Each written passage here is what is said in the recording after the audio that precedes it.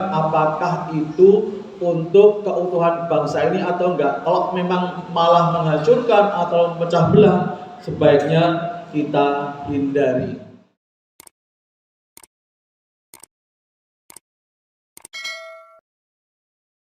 Jamaah Jum'ah yang dirahmati Allah, ini kita sudah memasuki bulan Agustus yang ada momen bersejarah sangat penting bagi bangsa Indonesia, yaitu kemerdekaan. Marilah kita bersyukur atas kemerdekaan ini dengan mengisi dengan hal-hal yang positif untuk kemajuan bangsa kita sesuai dengan posisi dan kapasitas kita masing-masing.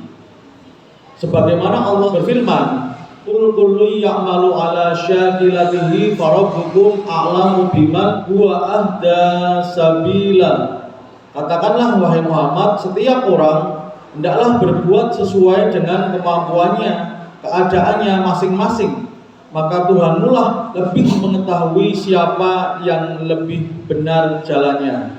Surat Al-Isra ayat 84. Berbuat yang terbaik untuk negeri adalah suatu kewajiban dan juga merupakan sebagai komitmen suatu bangsa.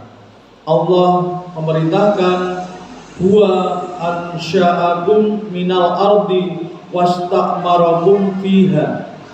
Dia telah menciptakan kamu dari bumi dan menjadikan kamu yang memakmurkannya.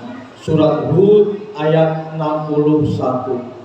Rasulullah menurunkan agar setiap umatnya untuk menjadi orang yang terbaik dengan memberi kemanfaatan kepada lingkungannya. Khairun nas anfa'uhum linnas. Sebaik-baik manusia adalah yang paling bermanfaat untuk umat atau manusia di sekitarnya.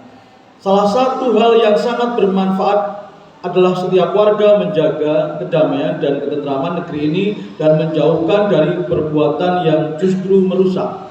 Allah melarang perbuatan yang merusak. Wala tufsidu fil ardi ba'da islahiha. Janganlah kamu berbuat kerusakan di muka bumi ini setelah diatur dengan baik. Surat Al-A'raf ayat 56. Allah tidak suka pada orang yang berbuat kerusakan. Innallaha la yuhibbul mufsidin. Sesungguhnya Allah tidak menyukai orang-orang yang berbuat kerusakan. Surat Qasas ayat 77. Para pendahulu sudah berjuang meraih kemerdekaan dan mengisi kemerdekaan dengan bermacam-macam kebaikan, maka janganlah dirusak karena hanya kepentingan pribadi atau golongan saja. Semangat berbuat baik harus diutamakan dalam setiap dada bangsa ini. Jenderal Sudirman pernah berpesan, kejahatan akan menang bila orang yang benar dan orang yang baik tidak melakukan apa-apa. Bagaimana penerapan dalam profesi kita, dalam pekerjaan kita? Marilah kita bekerja tidak hanya berorientasi pada uang atau finansial saja, tetapi bekerja dengan sungguh-sungguh untuk memberikan kemanfaatan pada lingkungan yang merupakan bagian dari bangsa ini yang utuh.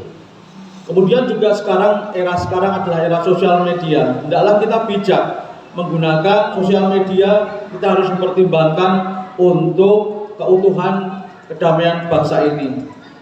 Mari kita pertimbangkan lagi dengan cermat ketika kita mau memposting, kita mau komentar, apakah itu untuk keutuhan bangsa ini atau enggak. Kalau memang malah menghancurkan atau memecah belah, sebaiknya kita hindari.